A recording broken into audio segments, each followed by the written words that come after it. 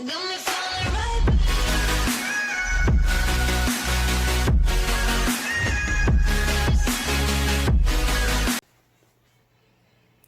today we're going to talk about the aquatic plant S. repens, and I made a video like this 3-4 years ago on my plant series, but I'm just making it again because that video was terrible and it has a lot of dislikes. So now that I have this tank, and it was on my other tank too, so of course it wasn't that good at the time. Now that we have this tank and the S. repens look probably the best, so you can probably get them. I decided to remake the video and kind of re-talk about these. So S. repens, they're really, I would put them in the category as a beginner plant. They're really not terribly hard. I mean, they're definitely not needed of CO2. You definitely can. They're definitely, any plant's going to do better with CO2, but for this plant, it's not needed, but of course, it's always recommended if you want to. This tank is not CO2, so, and they've been doing just fine. We've had some problems, but when it comes to the actual growth of the plant and the health of it, they've been doing perfectly fine. So in this tank, we started off with this bush right here. Now it's kind of trimmed and it's going, this one's kind of going through a phase right now, so I have to kind of fix it back up, but it still looks fine. It's just kind of, you can see how it's kind of longer in some spots. I just need to go back and trim it again. I was kind of trimming some dead spots that were not getting enough light because it was kind of really bushing up at the bottom and top, so a lot of the leaves weren't getting enough light. But so we started off with this, and of course you can get these in tissue culture, you can get them in pots, but I'd recommend getting them in the tissue culture pots. They're just a lot better, no algae, no pests, so it's just a lot better. And honestly, it's not a bad deal. It's usually about $10 for a cup, and a cup will last you, it'll do it quite a bit. I mean, I did this whole row with one, and I got quite a bit out of it, and then of course over time I trimmed and replanted. I didn't do that.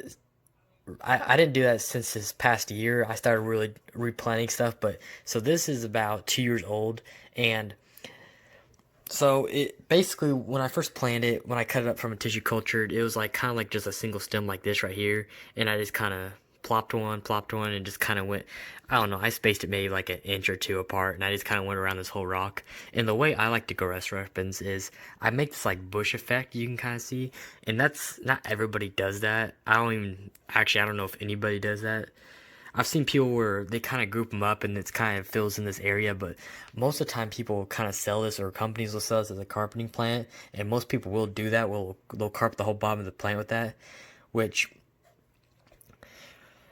in my opinion, I think it depends what you're doing. It looks fine like that, but it totally depends on the scape. If you wanted to use this as a carpet plant, it's kind of my personal preference. I don't like it like that. I kind of just like to make it I use it as a mid-ground plant, so, and I think it really looks good like that, especially if you do kind of what I do and kind of like, surround rocks with it, or, if you're trying to hide something. Like, I like to hide the bottom of the stem plants with it, because I don't like to look at the bottom. I just kind of like to see, the part that actually looks good. So, and like right here, same thing, I plant them in the front. But so like I was saying, when it comes to planting, if you get tissue culture, you just slice it up into how many stems you want. It don't matter. I mean, obviously, try to get some pretty good chunks so you have some good roots on there, and plop them down.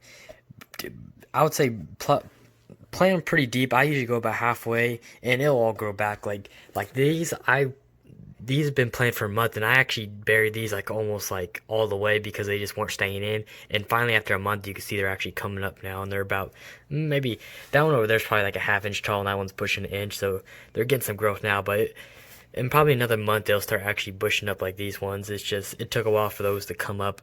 But without CO2, it does take a little while to grow, just like any plant would. And I don't know, I think I finally was getting a good bush in about like 2 months. Like, I probably had this whole thing in about 2-3 months. I'm not exactly sure. I have to go back. But it really don't take that long, honestly, because time goes by so fast, and before you know it, you'll have it. But with CO2, you could probably, honestly, 2-3 weeks, I'm guessing, you could, because S. repens goes insanely fast. Even after I trim them, I mean, they grow back really fast compared to some of these other plants that have like Bacopa, where it can stem up really fast, but it takes a while for it to finally get back to the top, like a month or so. But so when I trim these, It just like any other plant. It really doesn't matter. But I like to cut. I just like to cut them right where before a leaf ends. It really don't matter. Like Bakupa, I like to cut it like right before you got the two leaves sticking out on both sides. I like to cut it like right below before you hit the leaf, because if you don't, you kind of get some weird growth where it's like coming out the sides, and I doing that way just kind of keeps it straight up.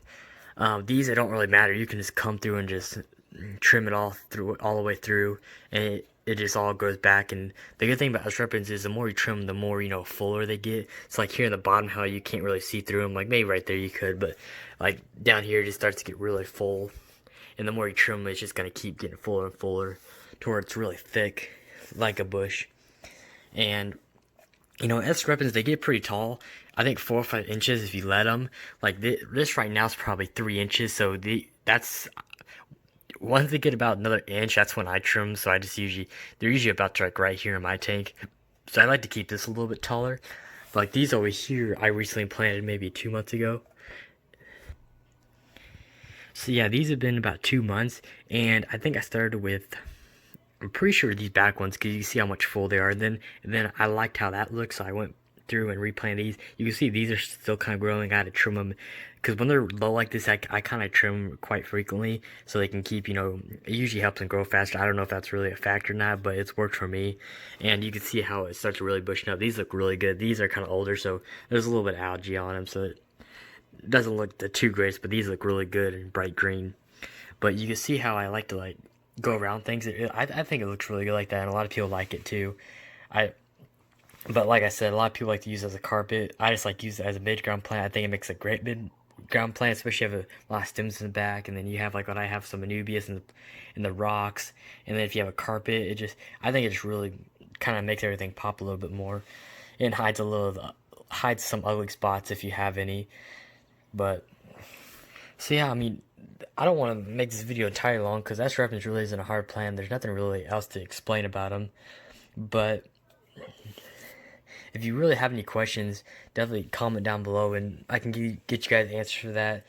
But yeah, if you have any questions about any other plant in this tank or how this is set up, I do have a whole series and playlist about this whole tank, so you can probably find that if you push on my channel, and you can go through the history of this tank and how it started out until it's now. It's actually pretty cool if you just scroll through the thumbnails and see how the tank has changed over time. It's pretty cool and crazy how crazy this tank ended up becoming and growing out. So yeah, if you guys have any questions, comment down below, and I'll see you guys in the next one.